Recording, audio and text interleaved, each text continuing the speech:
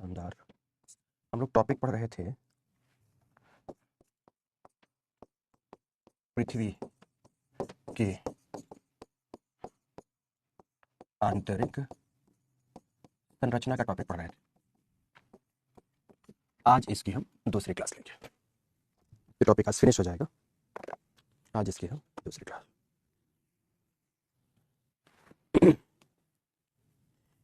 आगे सभी 5 मिनट आज आपकी लेट क्लास स्टार्ट हुई, पर कोई बात नहीं, उसको थोड़ा देर तक ले लेंगे तो हमारा टाइम मैनेज रहेगा ना। मेन चीज़ होती है कि टाइम पूरा मैनेज रहना चाहिए। ओके मिश्रा सत्यम, ओके बेटा। संजीवनी प्रजापति, गुड मॉर्निंग बेटा, गुड मॉर्निंग। उल्कापात तक हो गया। अरे बेटा मुझे सब कुछ याद रहता है। प्रीति मौर्य एकदम बढ़िया हो बेटा, फर्स्ट क्लास हो। चलो तो शुरू किया जाए अपने टॉपिक को, शुरू किया जाए। अच्छा एक पहले मैसेज के बारे में बता देता हूँ। एक किसी बच्चे का मिल गया होगा संस्था में, तो अब इसके लिए मैं कैसे समझाऊँ।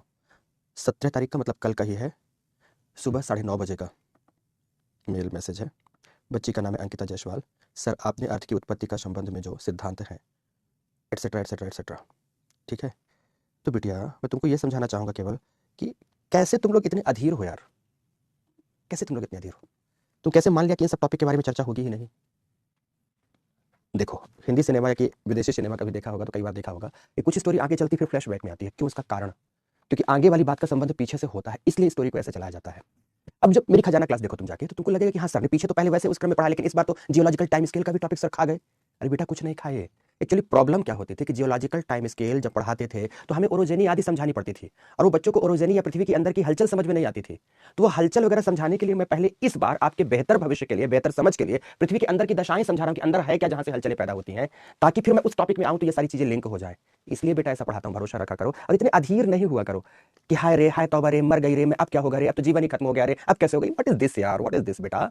भरोसा रखो, जियोमॉर्फोलॉजी फिनिश तो नहीं हो गई ना। मस्ती से पढ़ना, मस्ती से पढ़ना, एक एक टॉपिक पढ़ना, बस एक जो होमवर्क दिया ना उसको कंप्लीट कर लेना और उसके बाद पढ़ के तो देखो, मजा ना आ जाए ना अंदर से, एक सच कहूं ना, एक मीठा मीठा सा ज्योग्राफी को लेकर एहसास ना आ जाए ना, तो बताना मजे से पढ़ते जाओ, बस पढ़ते जाओ। ठीक है। बेसिकली आप लोगों को कहीं और से लिंक करना, तो चंद्रमा की उत्पत्ति भी समझाऊंगा। जब आर्कियो जो एक टाइम पीरियड से पहले ए जो एक टाइम पीरियड पढ़ाऊंगा तो चंद्रमा की उत्पत्ति भी समझाऊंगा कि ए जो एक टाइम पीरियड पर जब हमारे भूप्रपटी की उत्पत्ति हो रही थी तो कैसे एक उल्का पिंड टकराया, और चंद्रमा की उत्पत्ति भी सब समझाऊंगा। पर थोड़ा सा मैं अभी तक तो समझाता रहा, हाथ जोड़कर तुम लोगों को डांट रहा हूं कि थोड़ी देर के लिए बढ़िया से जो पढ़ा रहा हूं पढ़ो और चीजों को लिंक करते जाओ कि आखिर ये फॉर्मेट सर ने क्यों चेंज किया। समझ में आ गई मेरी बात की नहीं? बस इतना कर लेना, मजा ना आ जाए तो बताना, मजा ना आ जाए। और एक लाइन प्रॉमिस करता हूं आज और अंतिम क्लास में आपसे पूछूंगा कि ज्योग्राफी का अगर ठीक से कंटिन्यूएशन के साथ क्लास लगोगे ज्योग्राफी की एक एक टॉपिक में आप लोगों को पारंगतता हासिल ना हो जाए तो बताना। हाँ पढ़ना तो पड़ेगा, ज्योग्राफी की टर्मिनोलॉजीज तैयार तो करनी पड़ेगी, नहीं करोगे तो कोई मतलब कभी नहीं है। वो तो फिर वैसे ही आएगी कि जो गुरु मिला है विरंच सम मूरख हृदय न चेत, तो फिर बात वैसी वाली बात है। तो फिर बात बेटा कुछ है नहीं, लेकिन एक एक टॉपिक जबरदस्त समझा दूंगा। तो चलो आओ इसमें आते हैं दोस्तों, टाइम बर्बाद नहीं करते, टाइम बर्बाद नहीं करते। बढ़िया से पढ़ाऊंगा बेटा, तुम्हारा अंकिता जायसवाल, जो तुम्हारा मैसेज था पक्का बहुत अच्छे से, इस टॉपिक के बाद ही वो पढ़ाना होता है। बेसिकली अभी तक क्या करते थे, शुरू से एक सीक्वेंस से उसको पढ़ाते थे फिर यहाँ पहुंचते थे, लेकिन बच्चों को उस बात पे दिक्कत आती थी कि अंदर से हलचलें कैसे पैदा हो गई सर, ये ओरोजेनी कहां से आ गई सर, ये भूगर्भिक हलचल की बात आपने कहां से कर दी सर। तो आज समझ में आएगा भूगर्भिक हलचल है क्या, है ना। तो हलचल जब समझ में आ जाएगा तो हलचल वाला टॉपिक आगे पढ़ाएंगे और फिर उन तमाम सिद्धांतों को जोड़ेंगे कैसे कैसे उन सब ने बताया था। ठीक है, बस बेटा अंकिता आ जाओ, यहाँ पर आओ। साक्ष्यों को पढ़ रहे थे, साक्ष्यों को पढ़ने के क्रम में आज सभी आप लिखेंगे भूकंपीय तरंगे, भूकंपीय तरंगों पर आधारित साक्ष्य, ऐसा लिख दो, तरंगों पर आधारित साक्ष्य। इसको सिस्मिसिटी कहते हैं, सिस्मिसिटी। थोड़ी क्लास लंबी भी होगी तब भी आज लिए रहना, ठीक है, लिए रहना। मैं बिल्कुल नहीं सुनूंगा कौन सी क्लास आगे पीछे। अश्वाक्षांश अभी नहीं बताएंगे, जैसे ये बच्चा परेशान है करण, अश्वाक्षांश बताएंगे बेटा हाई प्रेशर बेल्ट के संदर्भ में, जब pressure belt of the atmosphere पढ़ा रहा हूंगा, कहां पर, एटमॉस्फेयर क्लाइमेटोलॉजी में पढ़ाऊंगा, तब तुमको बताऊंगा। ठीक है। अंकिता जायसवाल मोस्ट वेलकम बेटा, सॉरी की बात ही नहीं है बेटा, कोई सॉरी की बात नहीं, बस ये सिखा रहा हूं कि हमेशा बहुत सिस्टमैटिक कई बार चलने की जरूरत नहीं होती, कई बार हमें बैक गियर पर पहुंचाना पड़ता है बच्चों को, ये बात समझ में आ जाए ताकि बच्चों को यहाँ प्रॉब्लम ना आए। लास्ट क्लास तक देखो सारे के सारे खजाना बैच में उसी क्रम में पढ़ा रहा था, कोई चीज स्किप नहीं करता बेटा। समझो जियोलॉजिकल टाइम स्केल जैसा टॉपिक अभी नहीं पढ़ा तो बच्चे कहने लगे सर जियोलॉजिकल टाइम स्केल खा गए। अरे नहीं मेरे प्यारे दोस्तों, ठंडे के दिनों में नलके से पानी गर्म क्यों आता है? क्योंकि तुमको 2 झापड़ खाने होते हैं। क्यों? क्योंकि तुमको आरती शर्मा क्या खाने होते हैं? 2 झापड़ खाने होते हैं। ठंडी के दिनों में नलके से पानी गर्म नहीं आता, बल्कि बाहर का तापमान इतना कम होता है कि वो नलके का पानी गर्म समझ में आने लगता है। पागल लड़की, वो रिलेटिव रिलेशन होता है। इतना बच्चों वाली ये 6th 7th क्लास में टीचर पढ़ाते हैं, इसलिए बोलता हूं पहले बेसिक एनसीईआरटी पढ़ लो। बेसिक एनसीईआरटी पढ़ लो बेटा, बेसिक एनसीईआरटी।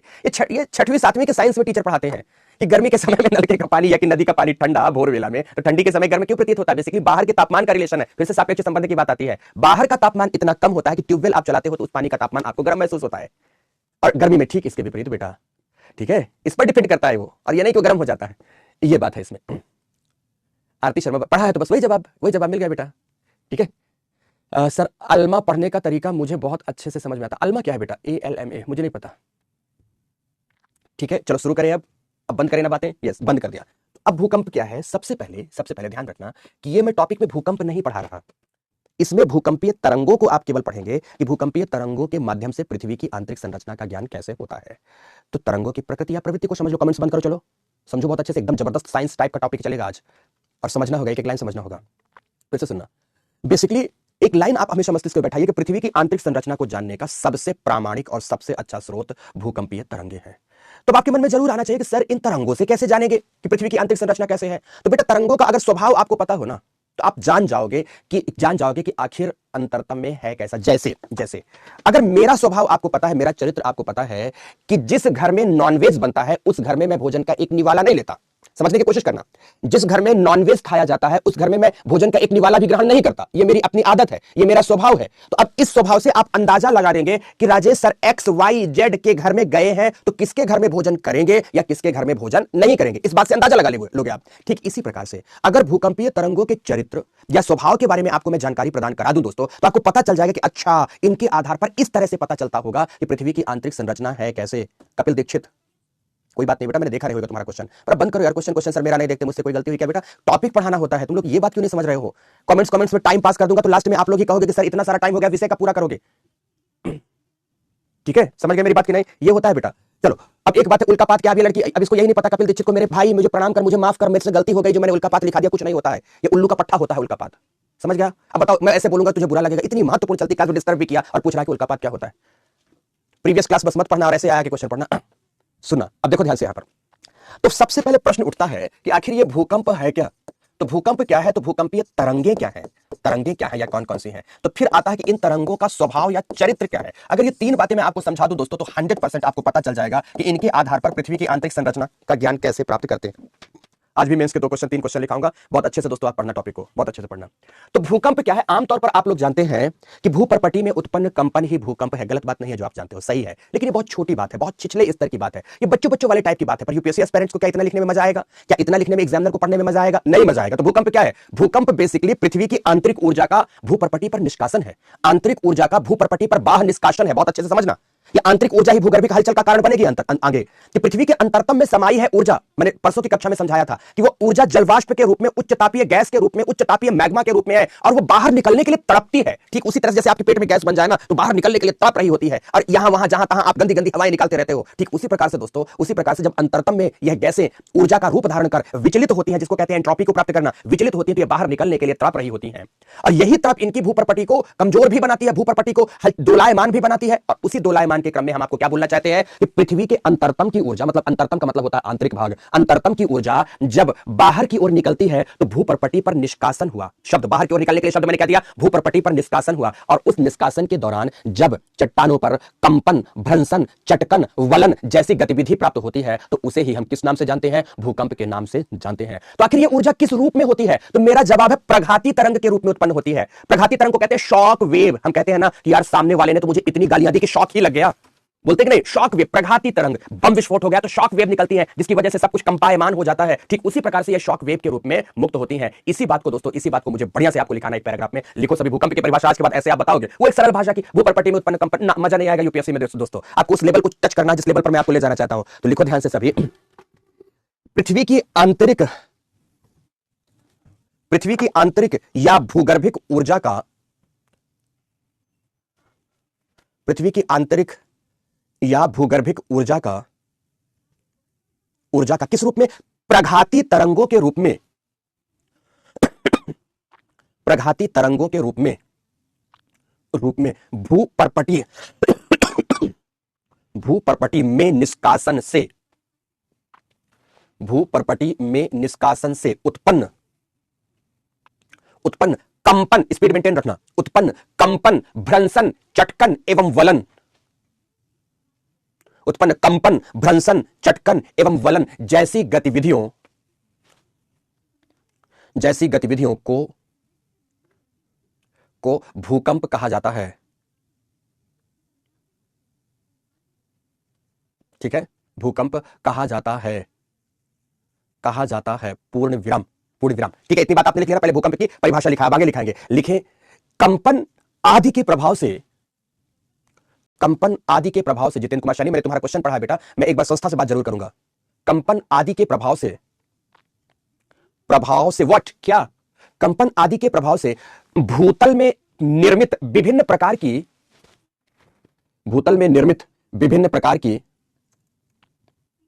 आधारभूत संरचनाएं, जो भी बनाया हमने, आधारभूत संरचना में डैम बना दिया हमने, पुल बना दिया हमने, स्कूल बना दिया हमने, हॉस्पिटल बना दिया हमने, आधारभूत संरचनाएं या भवन आदि ध्वस्त हो जाते हैं। मैं ये नहीं लिखा टूट जाते हैं, मैंने क्या लिखा है? ध्वस्त हो जाते हैं, जिससे अचानक अत्यधिक जान माल की क्षति होती है। अचानक अत्यधिक जान माल की क्षति होती है। इसीलिए भूकंप को प्राकृतिक आपदा कहा जाता है। पूर्ण विराम। अब हेडिंग देंगे, लिखिए भूकंपीय तरंगे। क्या हेडिंग दे दिया आपने? भूकंपीय तरंगे। अब तरंगों के बारे में बात करेंगे, ठीक है ना? तो डैश देकर लिखेंगे भूकंपीय तरंगों में यह दो प्रकार की होती हैं। नंबर वन फोकस को कैसे लिखेंगे? ऐसा FOCUS, फोकस। हिंदी में फोकस को क्या बोलते हैं? तो लिखेंगे भूकंप मूल से उत्पन्न तरंगे।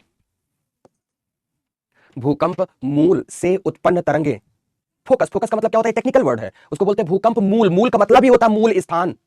क्लियर है मेरे दोस्तों? कैसे भूकंप मूल कौन सा क्षेत्र होता है, पहले समझाता हूं, फिर आपको लिखाऊंगा भूकंप मूल के बारे में। देखो, मान लो कि ये हमारी पृथ्वी है, ये है हमारी पृथ्वी, समझ गए? अब पृथ्वी के अंतरतम में यहां कहीं पर ये कोई एक ऐसा आंतरिक भाग में कहीं, मान लो कि ये कोई स्थान ऐसा है कि इस स्थान पर हलचल पैदा हुई। अब जैसे हलचल पैदा हुई तो आपको दिखाई तो नहीं देगा, लेकिन हलचल के प्रभाव से एक प्रकार की ऊर्जा निकलकर बाहर जाएगी। एनर्जी का यहां से क्या होगा? बाहर की ओर प्राकट्य होगा, बाहर की ओर प्रसार होगा, बाहर की ओर फैलाव होगा, यहां से ऊर्जा निकलती है। तो जहां से भूकंपीय ऊर्जा बनती है दोस्तों, उसे कहते हैं फोकस। अब आपको ये कैसे समझ में आएगा? सरल भाषा में ऐसे समझ में आएगा कि मान लो कि यहां पर कोई एक तालाब है, ठीक है ना? अब तालाब के किनारे आप बच्चों के साथ मिलकर के, अपने फ्रेंड्स के साथ मिलकर के आप क्रिकेट खेल रहे थे, वॉलीबॉल खेल रहे थे, फुटबॉल खेल रहे थे।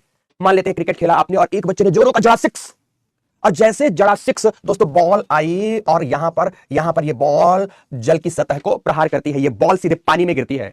जिस बिंदु पर गिरी, जिस बिंदु पर प्रहार की, जिस बिंदु से पानी में हलचल पैदा हुई, इस बिंदु को कहेंगे फोकस। क्या कहेंगे दोस्तों? इसे फोकस कहेंगे। आप नोटिस करना, इस फोकस से ही इस तरह से तरंगे बनकर के दोनों ओर फैलेगी। इस फोकस से आप इस चित्र को अगर ऐसा देखना चाहते तो आपको ऐसा भी दिखा सकता हूं कि माना कि ये कोई स्थान विशेष था, इस स्थान विशेष में आपने हिट किया। आप जैसे इसे हिट करेंगे, ध्यान रखना, जैसे इस केंद्र को हिट करेंगे तो केंद्र से एक ऐसी तरंग ऊर्जा होगी जो चारों ओर कुछ इस रूप में फैल रही होगी। वो चारों ओर कुछ ऐसे जाएगी, सीधे रेखा में ऐसे जाएगी, और इस ऊर्जा के साथ एक ऐसी ऊर्जा भी निकल रही होगी जो यहां से इस तरह से वेव का रूप धारण करेगी, इस तरह से यह तरंग का रूप धारण करेगी और चारों ओर फैल रही होगी। आपको यह भी बता दूं कि यहां भी पानी में भी दो प्रकार की ऊर्जा उत्पन्न होती है। एक वह ऊर्जा है जो रेखीय मार्ग में आगे की ओर अग्रसरित होती है, तो एक वह ऊर्जा है जो कि वेव्स के रूप में, तरंग के रूप में वह बाहर की ओर आगे बढ़ती हुई दिखती है। तो तरंग पैदा हुई, पहले ध्यान रखना, जो सीधे मार्ग में ऊर्जा चलती है उसका वेग अधिक होता है, तो किसी स्थान पर वह जल्दी पहुंचती है, और जो जिगजैग पाथ पर चलती है, जो तरंग के रूप में चलती है दोस्तों, वह ऊर्जा सापेक्षिक रूप से मंद गति से संचरित होती है, इसीलिए यह उसके बाद पहुंचती है। इसीलिए ध्यान रखना, फोकस से दो प्रकार की ऊर्जा निकलती है। एक निकलती है जो कि सीधे मार्ग में कुछ इस तरह से चारों ओर फैल जाती है। कैसे मार्ग में दोस्तों? सीधे मार्ग में कुछ इस तरह से चारों ओर फैलती है, और यह ऊर्जा चूंकि सीधे मार्ग में चलती है इसलिए इसे हम पी वेव कहते हैं। अब आप कहोगे सर सीधे मार्ग में चलने से पी वेव का क्या संबंध है? मैं बोलूंगा यस बेटा है संबंध। कैसे संबंध है? पी का मतलब है प्राइमरी। पी का मतलब क्या है दोस्तों? यहां पर फोकस से निकलने वाली तरंगें कितने प्रकार की होती हैं? दो प्रकार की होती हैं। एक को कहते हैं हम प्राइमरी वेव, इसी प्राइमरी को ही हम संक्षेप में क्या कह देते हैं? पी वेव कह देते हैं। क्यों प्राइमरी कहलाती है? क्योंकि यह निकलती है और भूपटल पर सबसे पहले पहुंचती है।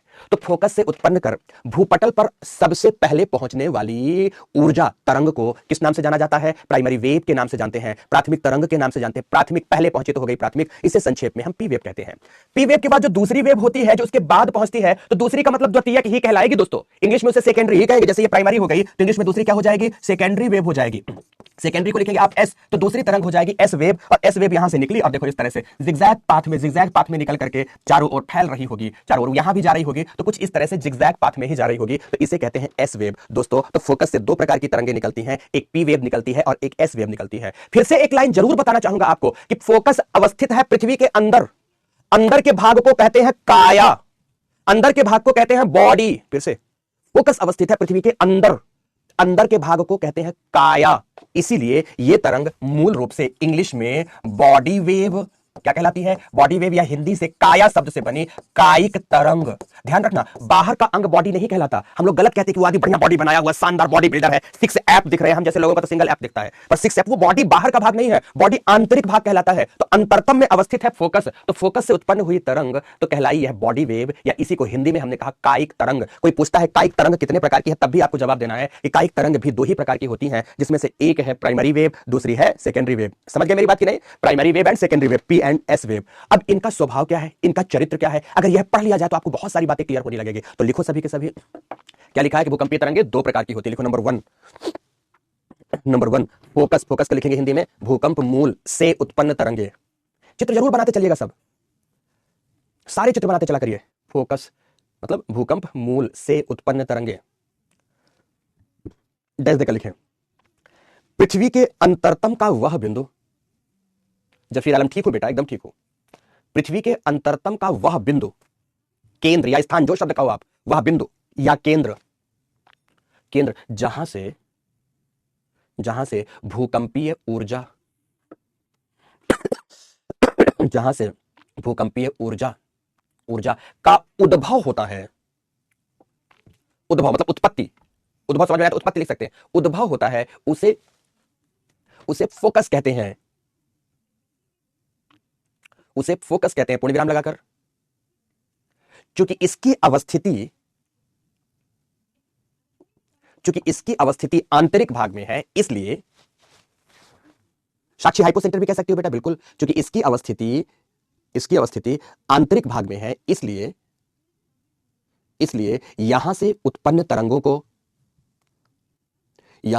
तरंगों को बॉडी वेव या कायिक तरंग भी कहा जाता है। बॉडी वेव या कायिक तरंग भी कहा जाता है। पूर्ण विराम लगाओ। लिखो यह 2 प्रकार की होती हैं। यह लिख सकते हो, यहां से उत्पन्न तरंगें 2 प्रकार की होती है, कुछ भी लिखो, भाषा में क्लैरिटी होनी चाहिए। यह 2 प्रकार की होती है। नंबर 1 की जगह ए भी कर सकते हो आप। Number 1 P wave full form लिख दीजिएगा, प्राथमिक तरंग, डैश देकर लिखो। फोकस से उत्पन्न होकर भूपर्पटी पर अवस्थित, भूपर्पटी या भूपृष्ठ दोनों शब्द यूज कर सकते हैं। भूपर्पटी पर अवस्थित एपिसेंटर मतलब अधिकेंद्र, आए दिन न्यूज में सुनते होंगे इसका अधिकेंद्र यहां रहा, एपिसेंटर अधिकेंद्र पर सबसे पहले पहुंचने वाली तरंग, सबसे पहले पहुंची तो क्या हो गई? ये प्राथमिक हो गई। पूर्ण विराम लगाओ। लिखो यह अनुदैर्ध्य तरंगे होती हैं। अब इसका मतलब क्या होगा तो आगे दिखाता हूं। अनुदैर्ध्य तरंगे होती हैं जिसमें ऊर्जा एवं पदार्थ के कणों का संचरण एक ही दिशा में संपीडन एवं विरलन के रूप में होता है। टेक्निकल वर्ड सारे के सारे मैंने बताया, साइंस की तरह क्लास लगेगी ये।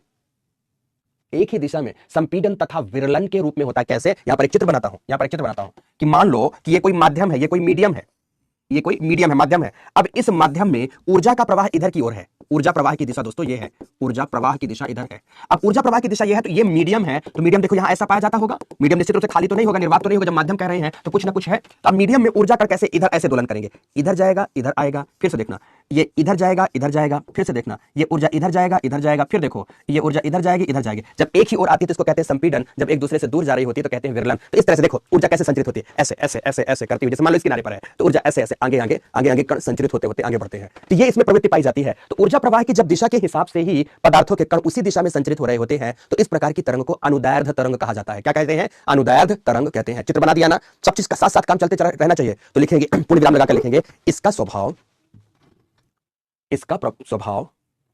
स्वभाव ध्वनि तरंगों के भांति होता है। ध्वनि तरंगों के भांति होता है। समय पूर्ण लगाए, पूर्ण विराम लगाएंगे, हर एक अलग अलग बिंदु है। मतलब पी तरंग का स्वभाव ध्वनि तरंगों के भांति होता है। पूछा गया है यूपीएससी प्रीलिम्स में कि प्रकाश तरंगों के भांति है या ध्वनि तरंगों के भांति, तो ध्वनि तरंगों के भांति होता है। पूर्ण विराम। फिर आगे लिखा हो, यह तीनों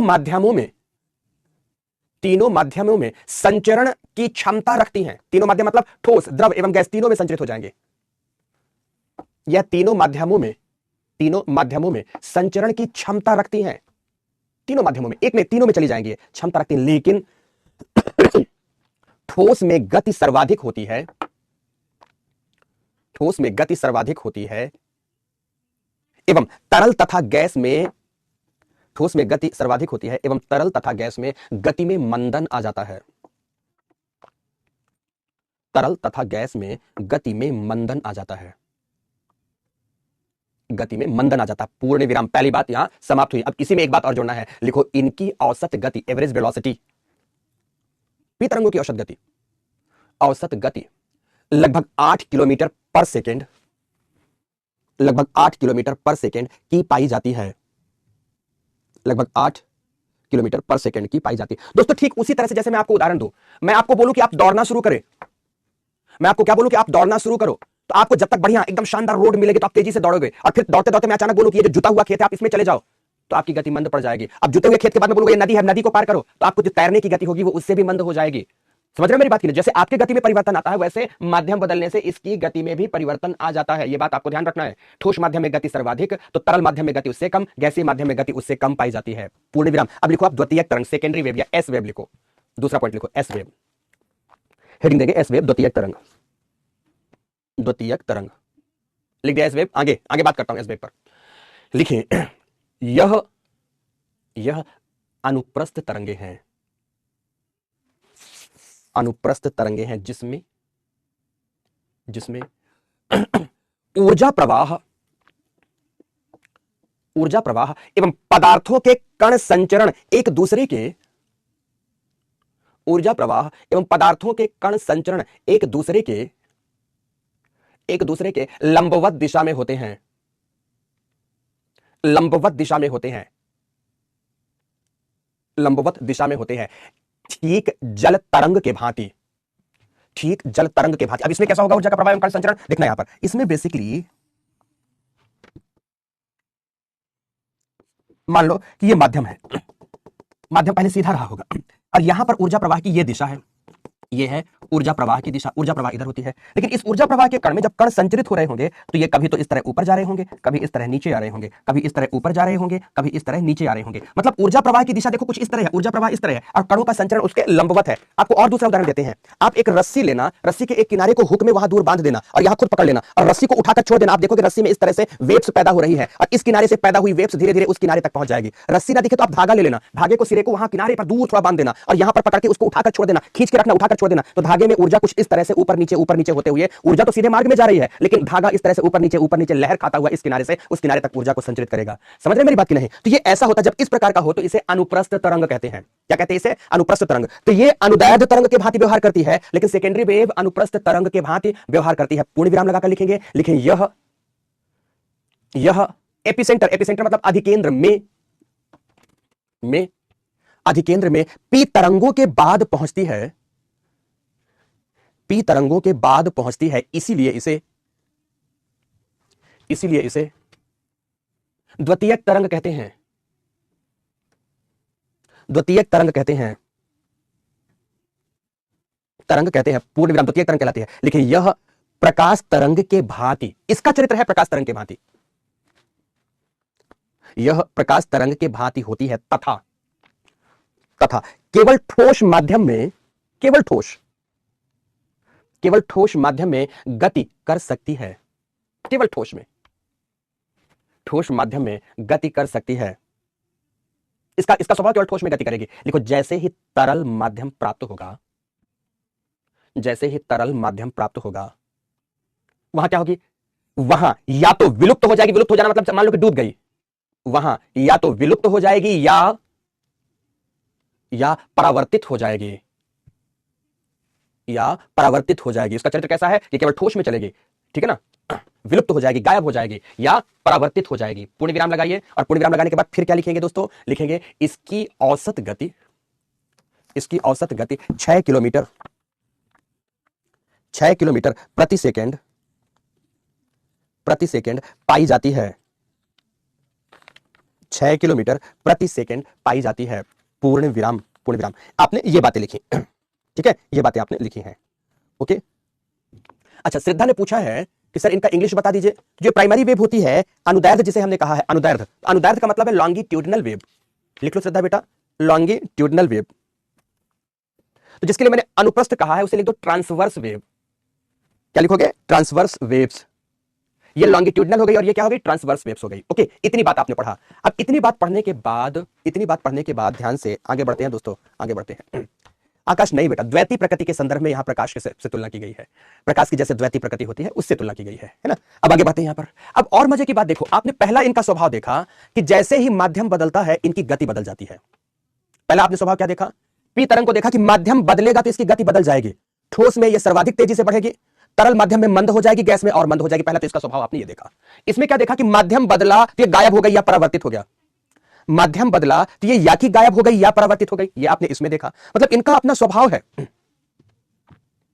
इनका अपना स्वभाव है कि जैसे माध्यम बदलता है इनकी गति में परिवर्तन आ जाता है। एक तो लाइन आपने ये सीखा। अब गति के बाद मैं दूसरी बात सिखाऊंगा कि इनकी दिशा में कैसे परिवर्तन आता है माध्यम बदलने से। दोस्तों आपने पक्का पक्का याद करो, 9th 10th के आसपास प्रकाश के अपवर्तन, विवर्तन, परावर्तन आदि का नियम पढ़ा होगा। कुछ ऐसा मुझे याद आ रहा है कि 9th 10th के आसपास आपने कुछ ऐसा जरूर पढ़ा होगा। अब जरूर पढ़ा होगा तो उसमें आपने क्या देखा होगा, मैं बहुत अच्छे से याद कर पा रहा हूं दोस्तों। 9th क्लास की बात थी, ठीक 9th क्लास की बात थी। 9th क्लास में जैसे ही हम लोग प्रेयर करके क्लास में इंटर किए, तो हमारी पहली क्लास साइंस की लगती थी। चंद्रशेखर मिश्र सर पढ़ाया करते थे, बड़े स्ट्रिक्ट टीचर थे यार, बहुत पिटाई करते थे, एकदम दबा के पिटाई करते थे। मतलब ऐसा हम लोग पहुंचे, अटेंडेंस लिए और क्लास मॉनिटर मैं ही हुआ करता था। बोले राजेश जाओ, एक गौतम जी हुआ करते थे पीएन, बोले उनसे जाओ और आज के एक्सपेरिमेंट के लिए मैंने उन्हें बता दिया है, तुम एक बॉक्स है उस बॉक्स को उठाकर लाओ।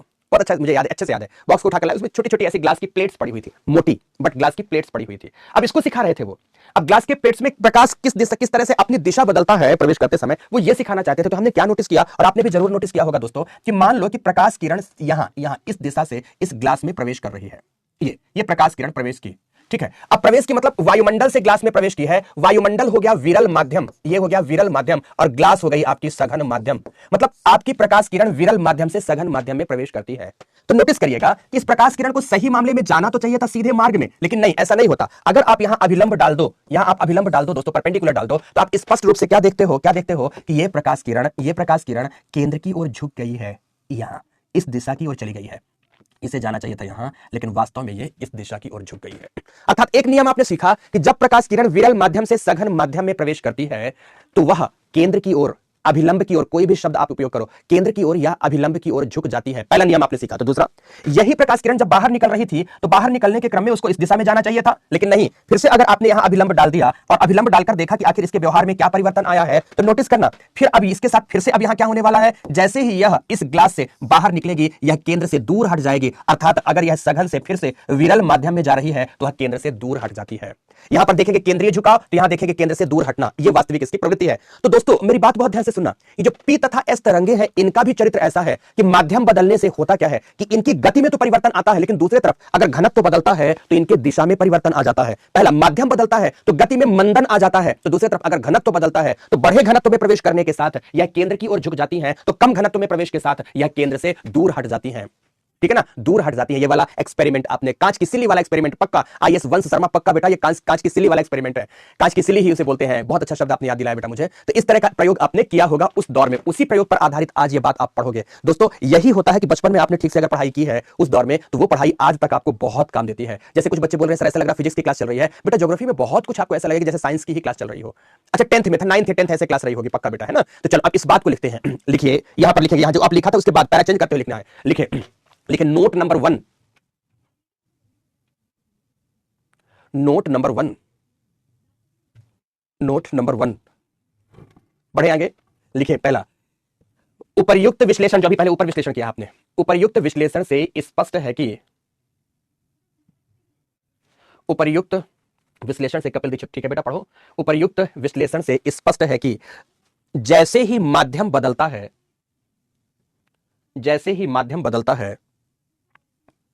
बदलता है भूकंपीय तरंगों की गति, गति को लिख दीजिए वेलोसिटी, वेग, कुछ भी, गति में परिवर्तन आ जाता है, गति में परिवर्तन आ जाता है, एवं बड़ी आगे की लाइन जबरदस्त समझाऊंगा, पर पहले लिख दो दोस्तों। एवं जिस रेखा के सहारे भूकंपीय तरंगों की गति बदलती है, उसे असंबद्धता रेखा, डिसकंटिन्यूटी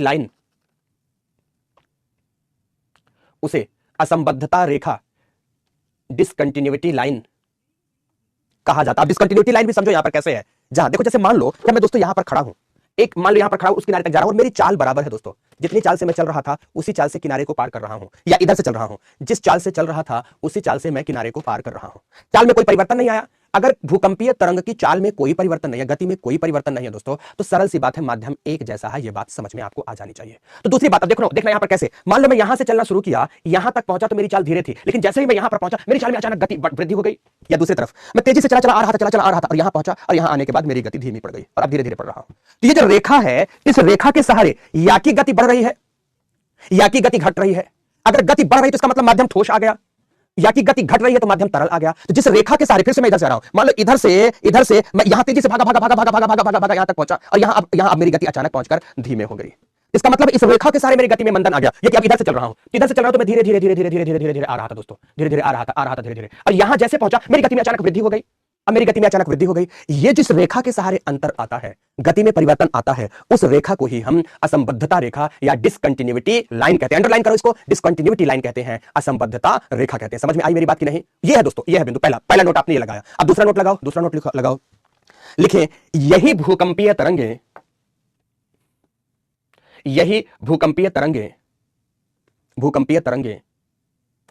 गति के साथ दिशा परिवर्तन की भी प्रवृत्ति रखती है।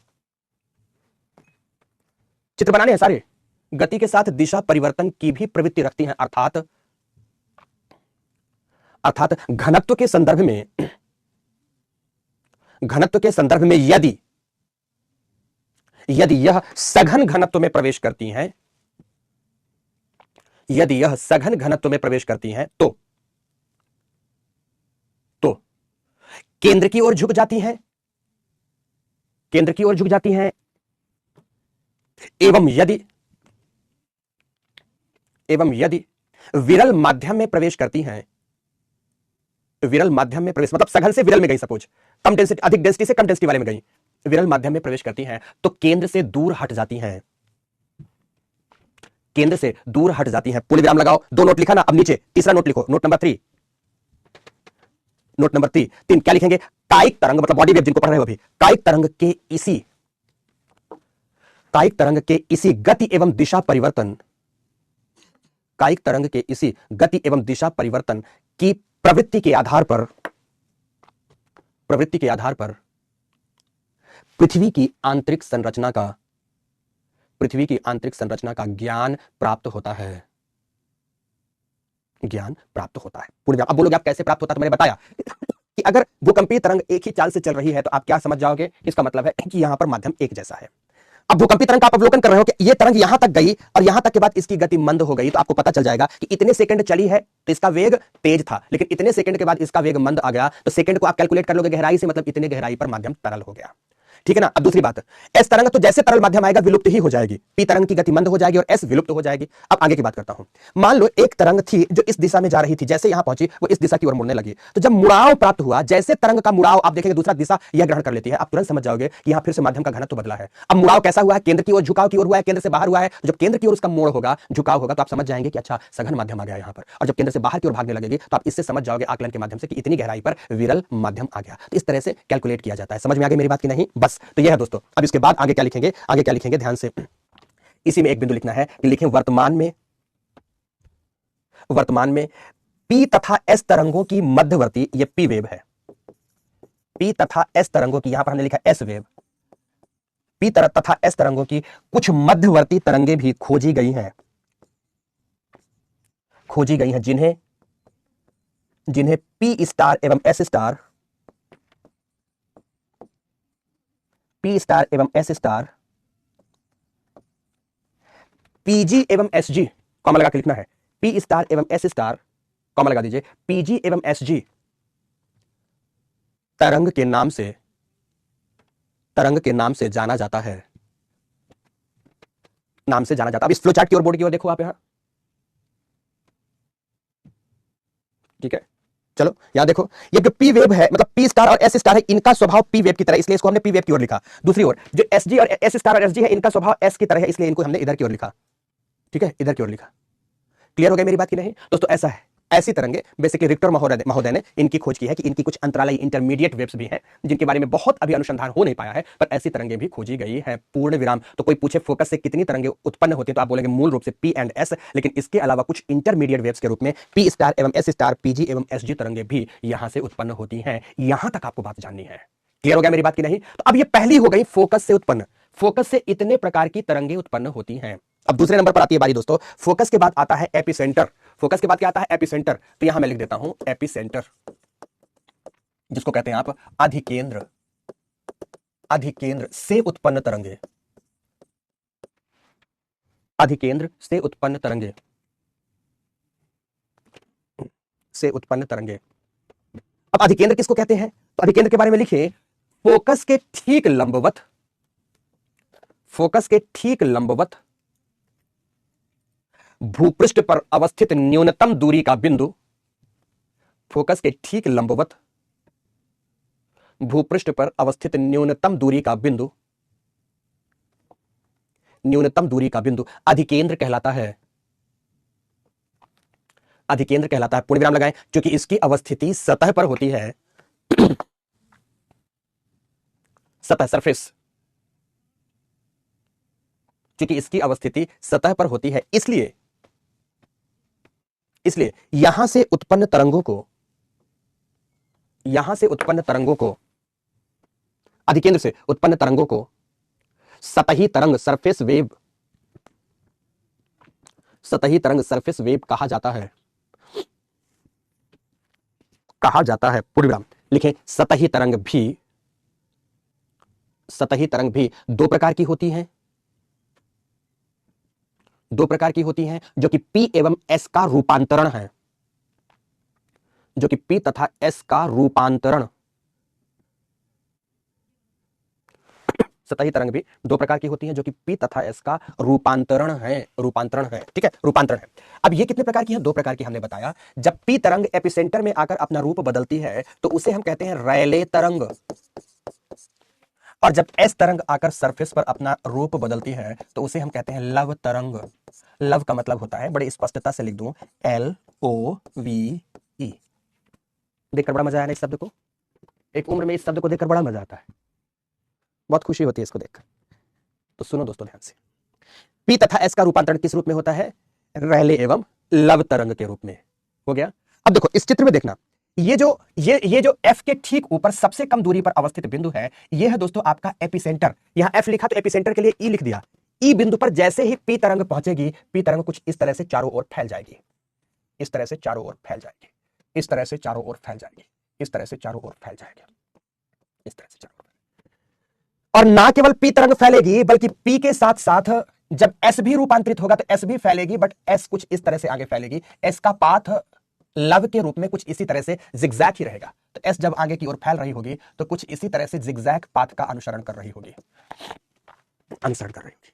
तो पी का रूपांतरण सीधी सीधी रेखा के रूप में जो गया उसे हम कहते हैं रैले तरंग, रैले ने खोजा था। और एस का रूपांतरण जो जिगजैग पाथ में गया उसे कहते हैं लव तरंग, लव तरंग। अब लव की विशेषता क्या है सुन लो दोस्तों, ये कमबख्त लव के बारे में सुनना, जिस लव को आपने यहां पर लिखा है, ये कमबख्त होता उस समय पर है जब सब कुछ को तहस नहस कर देता है, जीवन में पूरी तरह से भूचाल ले आ देता है। कहते हैं ना, कहते दिन में चैन मिलता ना, रातों की करार होती, रातें करवटें बदलती निकलती है, दिन यादों में निकलते हैं। धत कहीं का। बच्चों के जो पढ़ लिख कर सही बताऊं तो जीवन निर्माण का समय होता है, कमबख्त आता भी है उसी समय पर, और आता है तो जीवन में केवल तबाही लाता है, कुछ नहीं होता, इसके परिणाम स्वरूप होता कुछ नहीं, परिणाम सब तबाही है। वो थोड़े दिन की 4 दिन की चांदनी है, इसका आना बस कुछ और नहीं दोस्तों, तबाही लाता, तबाही तबाही और तबाही। पर यहां तो हम इस तरह से इसमें इसकी आसक्ति में घिरे रहे होते, लगता है अरे अब तो जीवन में बस खुशियां ही खुशियां हैं, जीवन की मदहोशियां ही कुछ अन्य दिखती हैं, जीवन की रंगीनियत ही कुछ अन्य दिखती है, यहां तो बस एक ही चीज दिखती है, ऐसा लगता है कि दीदारे इश्क में बस फना हो जाए। ये फना होने का भाव दिखाता है, और फना होने में मिला क्या? तबाही। मिला क्या? बर्बादी। इसलिए मेरे प्यारे दोस्तों, आपको समझाना चाहूंगा, इसका काम ही है तबाही और बर्बादी। चाहे आध्यात्मिक प्रेम कर लो, चाहे लौकिक प्रेम कर लो, बचो इससे। क्योंकि ये कहता है, ध्यान से, मैं ये बात आपको क्यों समझाना चाहता था, क्योंकि यह कहता है कि अगर मैं आऊंगा तो मैं पैदा करूंगा भूकंप। क्या पैदा करूंगा? मैं पैदा करूंगा भूकंप। अर्थात दोस्तों, अभी तक में आपने जितनी तरंगें पढ़ी हैं, उन तरंगों में से एकमात्र तरंग यह है, कौन? LOVE। यह है जो भूप्रपटी पर कंपन पैदा करके अचानक तबाही लाती है, अचानक जान माल की क्षति पैदा कर देती है और पृथ्वी को आपदाकारी बना देती है। इसीलिए मैं कहता हूं, आपदा से बचो, पढ़ो लिखो खूब मजे से और अच्छा सा जीवन बनाओ, अदरवाइज कुछ नहीं मिलेगा। ये केवल एवं केवल क्या पैदा करती है? भूकंप लाती है, हमारे जीवन में भी ये भूचाल लाती है। इसीलिए दोस्तों, इसे बच कर रखना। समझ में आ गई मेरी बात की नहीं? इसे बच कर रखना, नहीं तो फिर वैसे होगा, थोड़े दिन बाद इधर उधर बैठे कहीं कमरे में छुपे हुए तकिए का सहारा लिए बस गाते फिरोगे कि आकाश कहीं ऐसा होता कि दो दिल होते सीने में, एक टूट भी जाता इश्क में। तो ये सबके मौके मत देना, ये कुछ नहीं है, ये तबाही है। क्या है? समझ में आ गई मेरी बात की नहीं? समझ में अच्छे से आ जाए, आज समझ में आ जाए तो बहुत अच्छी बात है, आगे समझ में आएगा तो मुश्किल पड़ेगा, मुश्किल पड़ेगा। इसलिए पहले समझा दे रहे हैं शुरुआती कक्षाओं में, तबाही है। तो कितने प्रकार की होती है ये मैंने बताइए। पी तथा एस का रूपांतरण एक रैले है, एक लव है। तो नीचे लिखना है आपको, लिखना है कि भूप्रपटी में कंपन, भूप्रपटी में कंपन इस लव तरंग की वजह से ही, इस लव तरंग की वजह से ही आता है, आता है। पूर्ण विराम। चूंकि अब एक लाइन आगे, रैले एवं लव तरंगों की तरंग दैर्घ्य, रैले, शिवानी मौर्य, तो तू भी मौका मत चूक बिटिया, सही चीज मत सीखना, यही सीखना। तो रैले एवं लव तरंगों की तरंग दैर्घ्य, तरंग दैर्घ्य दीर्घ होती है, दीर्घ होती है। इसलिए इन्हें लॉन्ग वेव या एल वेव, दोनों को संयुक्त रूप से क्या कहते हैं दोनों को? इसलिए इन्हें लॉन्ग वेव या एल वेव के नाम से जाना जाता है, के नाम से जाना जाता है, जाना जाता है। पूर्ण विराम लगाकर लिखे, पृथ्वी की आंतरिक संरचना की जानकारी में, पृथ्वी की आंतरिक संरचना की जानकारी में केवल कायिक तरंगों का योगदान होता है, केवल कायिक तरंगों का योगदान होता है, गति एवं दिशा परिवर्तन के आधार पर, ठीक है ना? कायिक तरंगों का योगदान होता है, सतही तरंगों का नहीं, सतही तरंगों का नहीं। पूर्ण विराम, पूर्ण विराम। एक बच्चा मुझसे पूछता है अभी क्लास में कि सर ये मान लिया मैंने कि माना कि लव एक आपदा है, प्रेम एक आपदा है, तो आप तो आपदा प्रबंधन की क्लास भी लेते हैं, तो आपदा प्रबंधन बता दीजिए, तो बचाव ही उपाय है मेरे बेटे। सच बता दूं तुझे, तो बचाव ही उपाय है, इसके अलावा फिर कोई उपाय बचता नहीं है। इसके अलावा तो फिर ये हो गया, तो फिर हम आवारगी में जीना पसंद करने लगते हैं, हम जिहादी हो जाते हैं। क्या दोस्तों, हम कैसे होते हैं? आवारगी में जीना पसंद करते हैं और जिहादी हो जाते हैं। माता पिता बोलेंगे पढ़ो, तो मैं क्या बोलूंगा? हम क्या बोलेंगे? नहीं पढ़ना, मुझे पढ़ाई लिखाई नहीं करना। तो माता पिता पूछेंगे क्या करोगे, तो बस राग ही कुछ और हो जाते हैं। समझ गए मेरी बात की नहीं? फिर तो यही है कि आईने के 100 टुकड़े करके हमने देखे हैं, एक में भी तन्हा थे आप, 100 में भी अकेले हैं। तो दोस्तों ये सब के चक्कर में मत पढ़ो, पढ़ लिख लो। नहीं प्रबंधन मुझसे मत पूछो, मैं प्रबंधन तो फिर दबा के बताऊंगा। प्रबंधन, पिता की जूतियों से बड़ा प्रबंधन कुछ नहीं होता। इसका सबसे अच्छा प्रबंधन होता है पिता के मजबूत जूते, उससे अच्छा प्रबंधन कुछ नहीं होता। मम्मी की चप्पलें बेस्ट प्रबंधन होता है। क्योंकि हमें लगता है उनकी नजरों से बचे हैं, हम बच्चे बच्चे नहीं होते, क्योंकि हमारा बाप बाप होता है, ये बात ध्यान रखना। और दुनिया में उसके जूतों से अच्छा प्रबंधक कुछ नहीं होता। पिता के जूतों से अच्छा दुनिया का कोई प्रबंधक नहीं है दोस्तों, मैं सच बताऊं। और हमारे समाज की मर्यादा इतनी अच्छी है कि हम पिता के जूते खाकर रो भले कितने ले, लेकिन प्रतिकार नहीं करते। और ईश्वर करे ऐसी ये प्रबंधन की व्यवस्था सच बनी रहे, तो कितना मजा आएगा, कितना मजा आएगा। तो सबसे बड़ा प्रबंधक ये आपके लिए प्रबंधन है कि बचाव ही उपाय है, और पिता के लिए प्रबंधन है कि मेरा मैसेज आप जरूर सुनिएगा पिता, जो भी पिता है, कि आपके जूते हमेशा मजबूत होने चाहिए बच्चों की एक उम्र तक। एक उम्र के बाद बच्चा आपका दोस्त हो जाना चाहिए, पर एक उम्र तक मजबूत जूतियां बना के रखना, ताकि इनको प्रबंधन की जरूरत ना पड़े। अन्यथा गड़बड़ ही गड़बड़ होगा।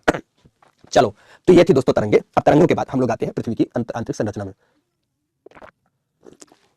ठीक है? समझ गए मेरी बात की नहीं? ऐसे पूरी ज्योग्राफी आपको बहुत मजे से पढ़ना दोस्तों। मैं आपको शुरुआती दौर पर, देखो, एक तो शुरुआती आपके साथ शुरुआत 2-3 दिन की कक्षा जैसे हुई, स्वास्थ्य ठीक नहीं था। दूसरा दोस्तों, वो टॉपिक बहुत इंटरेस्ट वाला है नहीं ना, क्योंकि ज्योग्राफी का पार्ट नहीं है। अब तो आप पूरी ज्योग्राफी में ऐसे पूरी ज्योग्राफी मस्ती में पढ़ा लोगे आप, ओके? तो अब बारी आती है दोस्तों कि हमने सारे के सारे स्रोत, सोर्स सीख लिए कि प्रत्यक्ष स्रोत कैसे हैं, अप्रत्यक्ष स्रोत कैसे हैं, तो स्रोतों के बारे में आपने सारी जानकारी एकत्रित कर ली। अब आगे बारी आती है, ध्यान से सुनना, इसमें एक टॉपिक और जुड़ता है, भूकंप छाया क्षेत्र, तो भूकंप वाले टॉपिक में पढ़ाएंगे, फिर भूकंप छाया क्षेत्र वगैरह एक टॉपिक और जुड़ता है। लेकिन अब आगे का टॉपिक क्या आता है कि पृथ्वी की आंतरिक संरचना अब है कैसी, ये जान लिया जाए। तो आप हेडिंग देंगे zoning of the earth interior, अर्थात पृथ्वी के अंतरतम का मंडलीयकरण। क्या लिखेंगे? Zoning of the earth interior.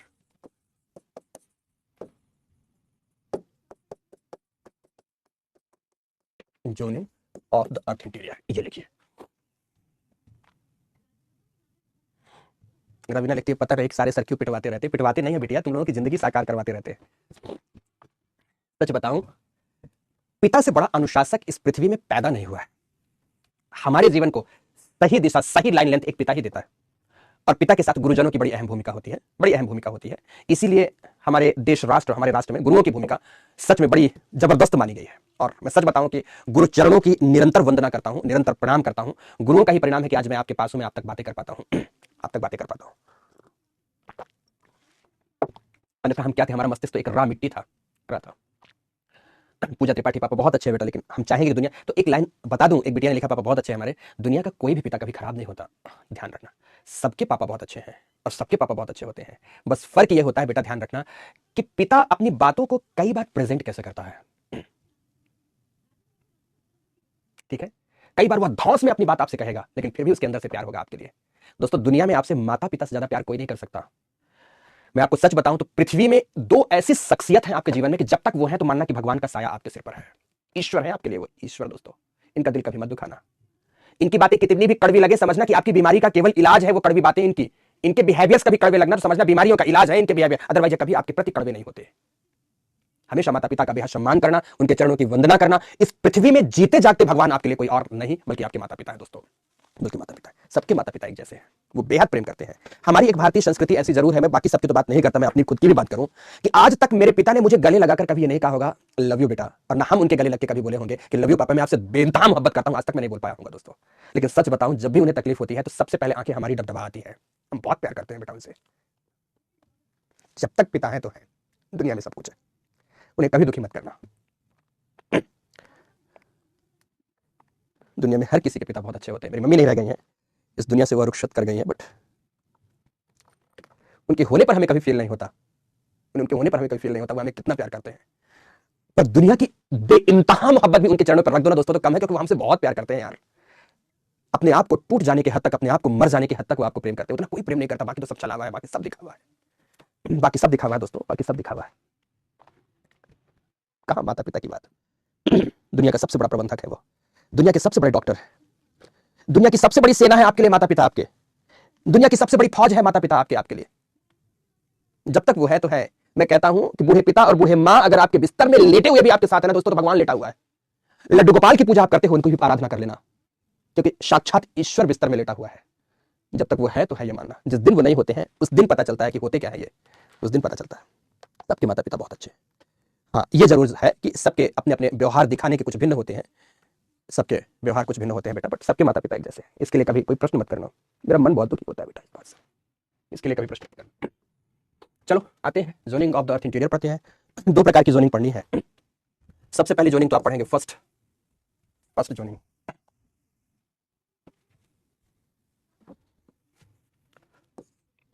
Edward Swiss के अनुसार, एडवर्ड स्विस के अनुसार,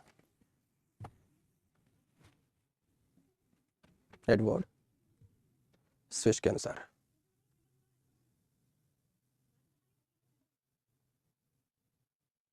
ठीक है। एडवर्ड स्विस के अनुसार क्या लिखेंगे? लिखें रासायनिक गठन के आधार पर, गठन लिख सकते हो, संरचना लिख सकते हो, रासायनिक गठन या संरचना के आधार पर,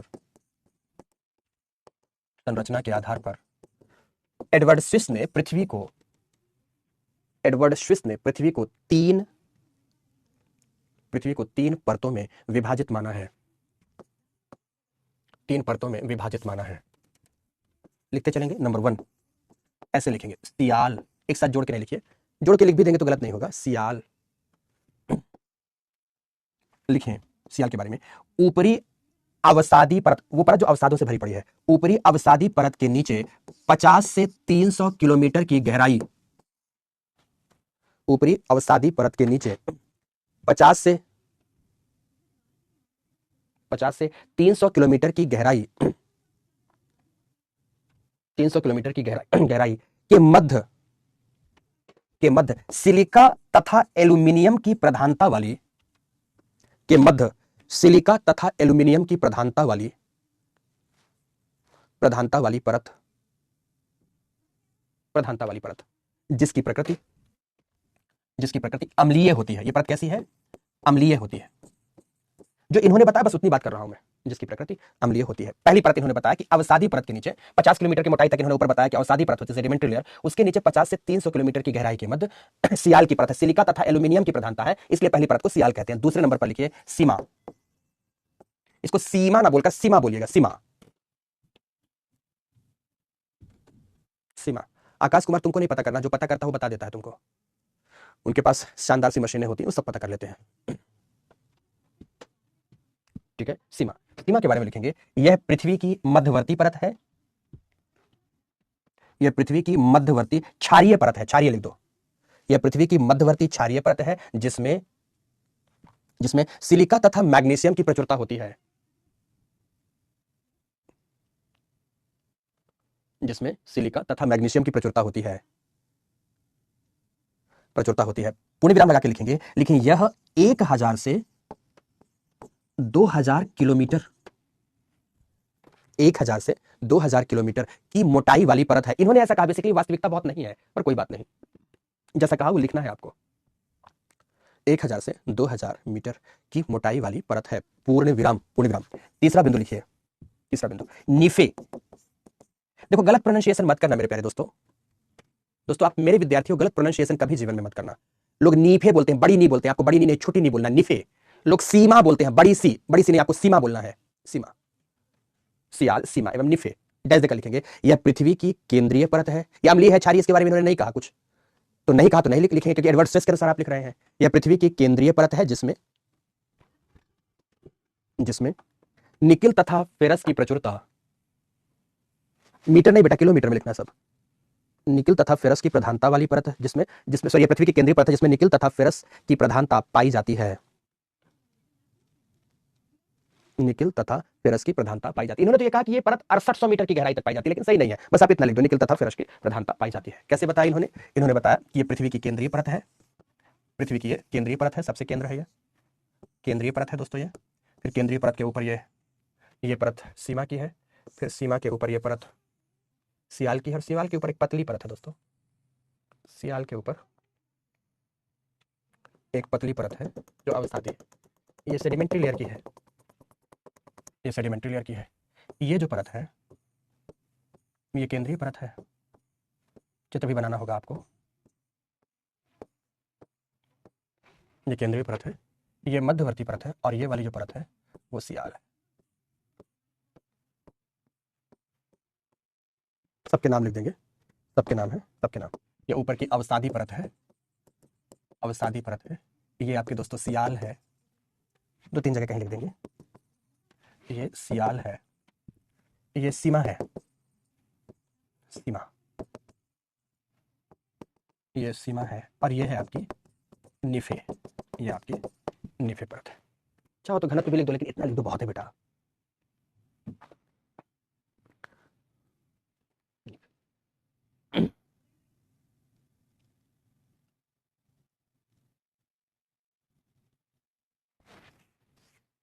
महक भाटी, यस बेटा, सियाल, सीमा, निफे, ऐसा लिखे, ठीक है।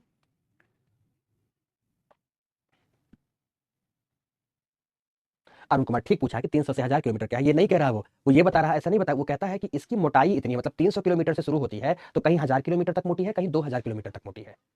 अरुण समझ गए बेटा, 300 किलोमीटर से शुरू होती है, तो कहीं वो 1000 किलोमीटर मोटी है, कहीं 3000 किलोमीटर मोटी है। सुजीत मोस्ट वेलकम बेटा। रवि मौर्य ऑलवेज स्माइल बेटा, ऑलवेज। यस सचिन, ठीक है। प्रीति ऑलवेज स्माइल बेटा। चलो बढ़े आगे। तो ये था पहला, एडवर्ड स्ट्रेस के अनुसार ऐसा। अब दूसरे नंबर पर आते हैं बेटा, थोड़ा लंबा एक दूसरा है, पढ़ते रहेंगे, थोड़ा पर पढ़ना है, कंप्लीट करना है।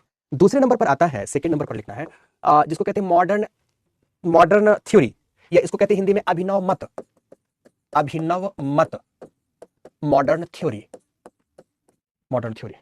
एक बच्चे ने पूछा था zoning of the earth interior की हिंदी क्या होती है? पृथ्वी के अंतरतम का मंडलीयकरण। जूनियर सर मोस्ट वेलकम बेटा। ठीक है, कुछ बच्चों ने पूछा सर क्या इनकी निश्चित मोटाई ऐसे ही प्राप्त होती है? बेसिकली जिस समय पर एडवर्ड स्विस ने कहा था उस समय बहुत बड़ी बात है बेटा, उस समय के लिए बहुत बड़ी, उतनी बात कह दी उन्होंने, बहुत बड़ी बात है। ठीक है, अच्छा अब अभिनव मत के अनुसार बेसिकली पृथ्वी कितनी परतों में विभाजित है? तो ये थ्योरी कहती है कि पृथ्वी 3 परतों में विभाजित है। जो सबसे ऊपरी परत है उसे कहते हैं क्रस्ट, हिंदी में कहते हैं भूपरपटी। फिर जो दूसरी परत पाई जाती है मध्यवर्ती, वो कहलाती है मेंटल, हिंदी में कहते हैं प्रवर। और जो तीसरी केंद्रीय परत पाई जाती है उसको कहते हैं कोर, हिंदी में कहते हैं क्रोड। अब आप बोर्ड की ओर देखोगे, अभी कुछ देर लिखोगे नहीं बेटा लिखोगे नहीं, मैं सब चीज समझाता हूं। देखो कैसे, ये क्या कहती है कि मान लो जैसे ये पृथ्वी है, ये थ्योरी क्या कहती है, मान लो ये पृथ्वी है।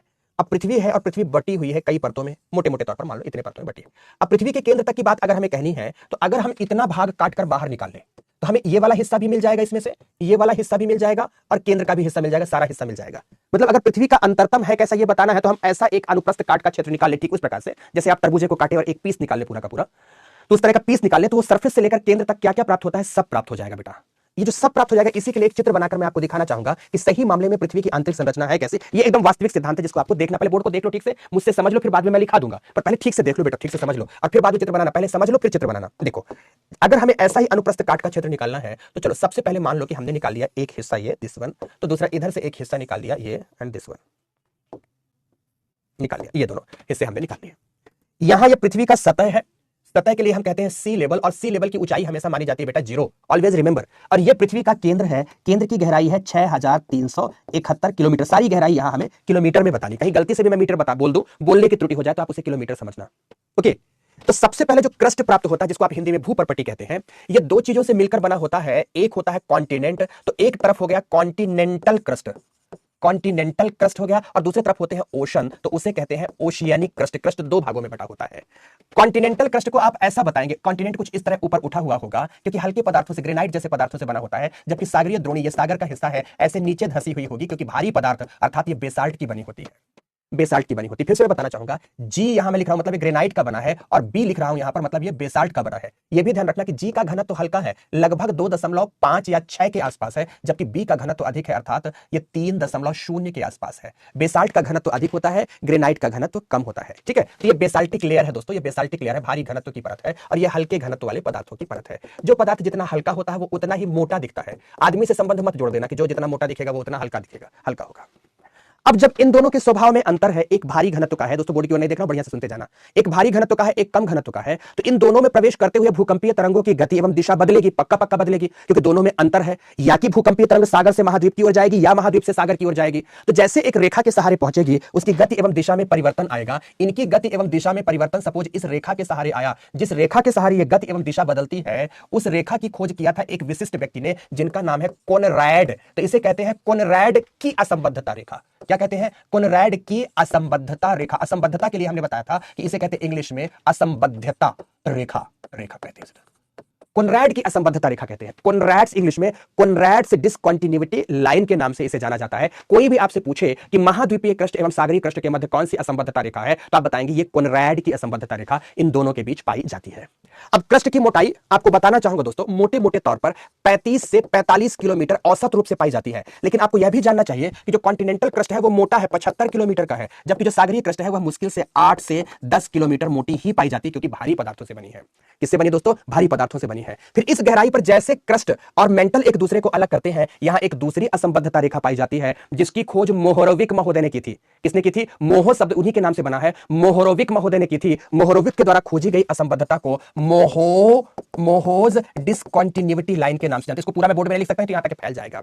ये मोहोज की जो डिसकंटिन्यूटी लाइन है दोस्तों, ये मोटे मोटे तौर पर 45 किलोमीटर की गहराई पर पाई जाती है। और इस गहराई पर ये जो डिसकंटिन्यूटी लाइन है इसको हम यहां पर कुछ इस तरह से दिखा सकते हैं। ये लिख दिया हमने यहां पर मोहोज डिसकंटिन्यूटी लाइन। ये मोहोज डिस्कंटिन्यूटी। पहली डिस्कंटिन्यूटी है कोनराड की, जो कि महाद्वीपीय एवं सागरीय क्रस्ट के मध्य पाई जाती है। दूसरी डिस्कंटिन्यूटी लाइन है मोहो की, जो कि क्रस्ट एवं मेंटल को अलग करती है, अर्थात भूपर्पटी एवं प्रवर को अलग करती है।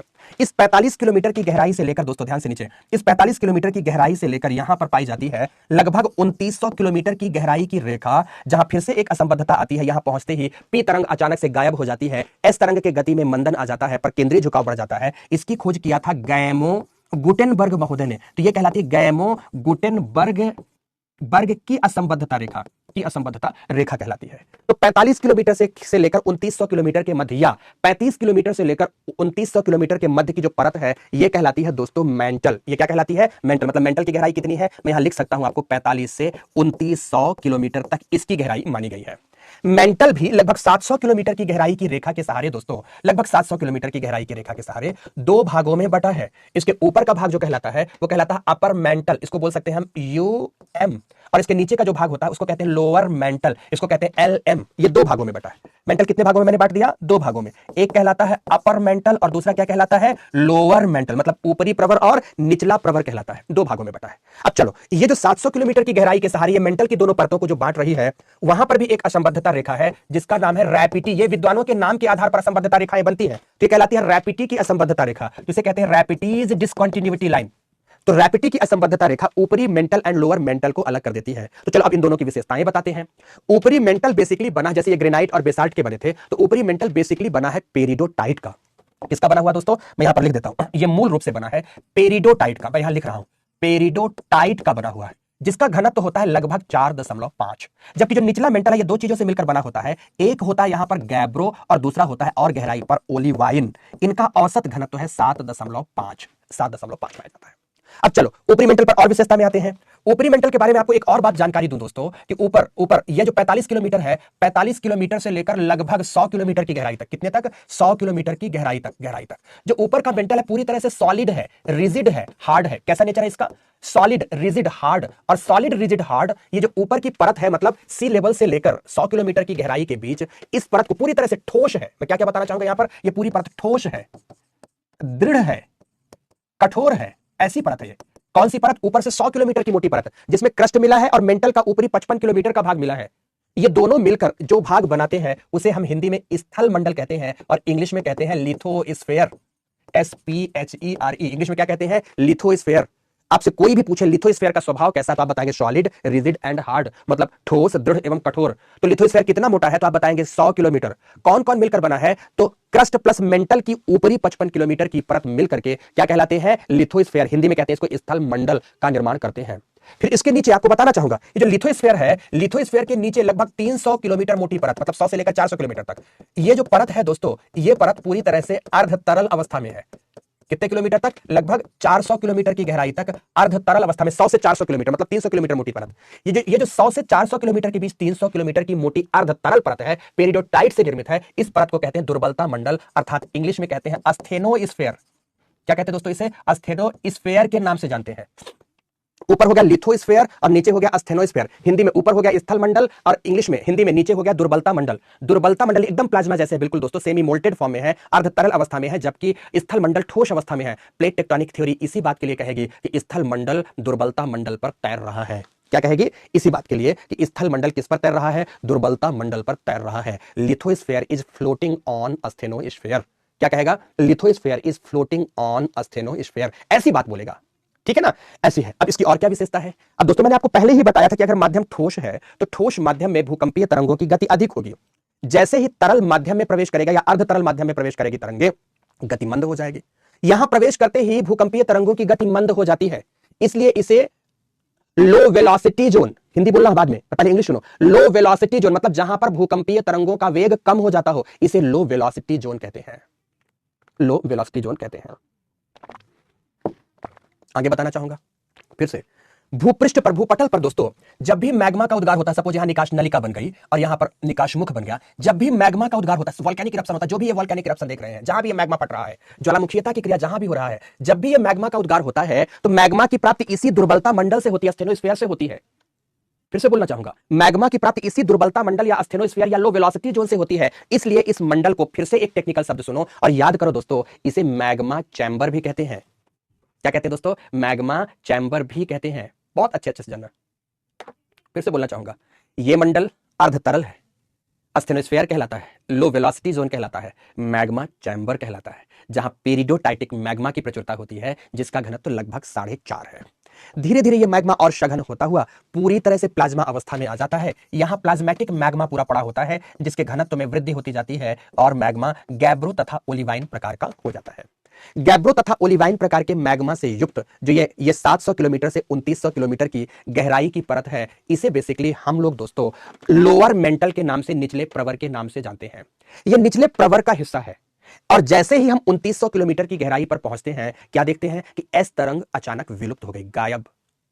एस तरंग का विलुप्त होने का मतलब है, मैंने अभी क्या पढ़ाया था आपको, मतलब कि माध्यम तरल आ गया। तो एस का चरित्र था कि विलुप्त हो गई। अब पी में क्या परिवर्तन आता है? पी में 2 प्रकार के परिवर्तन है। एक तो पी की गति अत्यंत मंद हो जाती है, इसका मतलब कि माध्यम तरल है। तो दूसरी तरफ पी की गति मंद होने के बावजूद केंद्रीय झुकाव बढ़ता है। केंद्रीय झुकाव बढ़ने का मतलब है घनत्व अधिक है। तो इससे यह तय हो जाता है कि यहां पर एक पृथ्वी की ऐसी परत अवश्य है जहां पर माध्यम कैसा है? माध्यम तरल अवस्था में है। तरल अवस्था में, ये तरल अवस्था के माध्यम का क्षेत्र है। इसीलिए यहां पर एस तरंग विलुप्त हो गई है और पी तरंगों की गति में मंदन आ गया है। पी तरंगों की गति में क्या हो गया है? मंदन आ गया है। मंदन आ गया। ओके दोस्तों, ये आपको समझ में आया? मंदन आ गया। और अब और आगे बात बताना चाहूंगा, मंदन आ गया है। पर दोस्तों जैसे ही लगभग 5152 किलोमीटर की गहराई पर भूकंपीय तरंग प्रवेश करती हैं, वैसे ही पी तरंग की गति में और केंद्रीय झुकाव में सर्वाधिक वृद्धि हो जाती है। मतलब पृथ्वी में जितनी गति उसकी कहीं नहीं होती, उतनी यहां पर गति पाई जाती है। पी तरंगों की सर्वाधिक गति एवं सर्वाधिक केंद्रीय झुकाव का मतलब ही है दोस्तों कि यहां पर माध्यम पूरी तरह से ठोस है और उच्च घनत्व मंडल का है। उच्च घनत्व का है। उच्च घनत्व वाले इस मंडल को हम इनर कोर कहते हैं, अर्थात कोर 2 भागों में विभाजित है। ऊपर का भाग इसका कहलाता है आउटर कोर, आउटर कोर कहलाता है, और नीचे का भाग कहलाता है इसका इनर कोर, इनर कोर कहलाता है। तो ये हो गया आपका आईसी और ये हो गया ओसी। ओसी का मतलब आउटर कोर और इनर कोर। कोर बेसिकली 2900 से लेकर 6371 किलोमीटर तक है। कितनी गहराई है कोर की? ये 2900 किलोमीटर से लेकर 6371 किलोमीटर की गहराई के बीच पाया जाता है, जो कि 5152 किलोमीटर की गहराई की रेखा के सहारे 2 भागों में बटा है। इस रेखा की खोज लेहमैन महोदय ने की थी, इसलिए इसे लेहमैन की असंबद्धता रेखा, डिस्कंटिन्यूटी लाइन कहते हैं। लेहमैन की असंबद्धता रेखा के नाम से जानते हैं। लेहमैन की असंबद्धता रेखा कोर को 2 भागों में विभाजित कर देती है। कोर का पदार्थ मूल रूप से निकिल तथा फेरस है। कौन सा पदार्थ है दोस्तों यहां पर? मूल रूप से यहां मूल रूप से निकिल की प्रधानता है, फेरस की प्रधानता है। इसका घनत्व 9 से 11 पाया जाता है, बट इसका घनत्व 11 से 13 पाया जाता है। यहां भी दोस्तों प्रचुर मात्रा में निकिल तथा फेरस ही है। जैसे जैसे केंद्र की ओर जाएंगे, निकिल तथा फेरस की मात्रा उच्च होती जाएगी।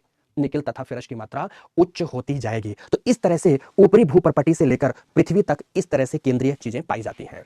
आपको बता दूं कि मेंटल एवं कोर जिस रेखा के सहारे अलग होता है, उसे हम गुटेनबर्ग कहते हैं। मैंने उधर लिखा है, गुटेनबर्ग की असंबद्धता रेखा कहते हैं। ये दोनों जिस रेखा के सहारे अलग होते हैं, उसे हम लेहमैन की असंबद्धता रेखा कहते हैं। अब ये दोनों जहां से अलग होते हैं, उसे हम रैपिटी की असंबद्धता रेखा कहते हैं। रैपिटी की असंबद्धता रेखा के नाम से जानते हैं। यहां तो हमने मोह लिखा ही है। और ये दोनों जहां से अलग होते हैं, उसे हम कोनरैड की असंबद्धता रेखा कहते हैं। कोनरैड की असंबद्धता। तो आपको एक बात और जरूर बताना चाहूंगा कि ये जो स्थल मंडल एवं दुर्बलता मंडल एक दूसरे से अलग हो रहे हैं, वहां भी एक डिस्कंटिन्यूटी लाइन पाई जाती है, जिसको बोलते हैं सैंग्विनी। ये जी है, सैंग्विनी। सैंग्विनी की असंबद्धता रेखा, अर्थात स्थल मंडल दुर्बलता मंडल से सैंग्विनी की असंबद्धता रेखा द्वारा विभाजित है। तो पृथ्वी में कुल कितनी असंबद्धता रेखाएं हो गई? 1 2 3 4 5 6। अब सबके नाम जानिए। महाद्वीपीय एवं सागरीय क्रस्ट के बीच कोनराड की असंबद्धता रेखा, क्रस्ट एवं मेंटल के बीच मोह की असंबद्धता रेखा, स्थल मंडल एवं दुर्बलता मंडल के बीच सैंग्विनी की असंबद्धता रेखा, ऊपरी मेंटल और निचले मेंटल के बीच रैपिटी की असंबद्धता रेखा, मेंटल और कोर के बीच गैमो गुटेनबर्ग की असंबद्धता रेखा, तो आउटर कोर और इनर कोर के बीच लेहमैन की असंबद्धता रेखा पाई जाती है। 6 असंबद्धता रेखाएं हैं और यह रेखाएं ही बताती हैं कि इस दूरी पर पृथ्वी के अंतरतम की भौतिक प्रकृति बदल रही है, जिससे भौतिक प्रकृति में क्या कैसे पता चलता है, या कि भूकंपीय तरंगों की गति बदलती है या दिशा बदल जाती है। इसके आधार पर हम जानते हैं कि अंतरतम प्राप्त कैसा होता है। यह है दोस्तों आपका टॉपिक। अब इसी सारी बात को जो मैंने बोर्ड में लिखा है, पहले तो आप नोट करो। ये पूरा बोर्ड आपके कॉपी में छप जाना चाहिए, आपके मस्तिष्क में छप जाना चाहिए। फिर इसी बात को मैं आपको कल की कक्षा में लिखा दूंगा। कल तो संडे है, कल आपकी छुट्टी होगी। मंडे की कक्षा में लिखा दूंगा और मंडे की कक्षा में लिखाकर फिर से पृथ्वी की उत्पत्ति के संदर्भ में जो दिए गए ऐसे सिद्धांत थे जो मान्य नहीं है, उनकी चर्चा करते हुए हम भूगर्भिक समय सारणी वाले टॉपिक में आ जाएंगे। किसमें आ जाएंगे दोस्तों? भूगर्भिक समय सारणी में। तो बोर्ड इतना भरा है कि मैं बोर्ड के सामने कहीं भी रहूंगा तो आपको दिखेगा कुछ नहीं, तो मैं साइड में हो जाऊंगा। आप बोर्ड की सारी बातें अपनी कॉपी में उतार डालिए दोस्तों, सारी बातें। बोर्ड अभी 5-7 मिनट तक आपके कॉपी में ऐसा भी दिखता रहेगा बोर्ड। आप इसे उतारिए, सारी चीजें उतार लीजिए। अभी का भी बात, तो मैं साइड हो जाऊं दोस्तों, हो जाऊं साइड। यस, तो मैं साइड हूं। आप पूरा बोर्ड अपने कॉपी में नोट डाउन करिए। आशा करता हूं कि दोस्तों जो भी पढ़ाया संडे, कल तो आप लोगों की संडे छुट्टी है, मुझे अब परसों कुछ याद नहीं रहा, परमानेंट कुछ नहीं दोस्तों। मुझसे ज़्यादा समझदार हो बेटा, आप लोगों को कमेंट्स देख रहा हूँ, यस आप लोग एक सच्चाई हो गई, डिसकंटिन्यूटी नहीं है बेटा। इंग्लिश इसलिए बनाते चलते हैं, टेक्निकल वर्ड्स आपको इंग्लिश में क्लियर होते, राष्ट्रपति बनने वाले हो। निर्मा, कोई बात नहीं है, जमेरियस का मतलब तुमको इंग्लिश समझ में नहीं आती दिल्ली के अलावा। कहाँ पर होती है क्लास? मुखर्जी नगर से जुड़ा हुआ। रीजनल सेंटर आने का एक उद्देश्य शिक्षक का ये भी होता है कि जो उन रीजनल सेंटर के आसपास के बच्चे हैं एटलीस्ट वहाँ पे मुलाकात हो जाती है, पर कभी क्लास लेने नहीं आते बेटा, ना आएंगे। करंट की क्लास है 12 बजे से ले लो जितेंद्र, इसको कंप्लीट करने के बाद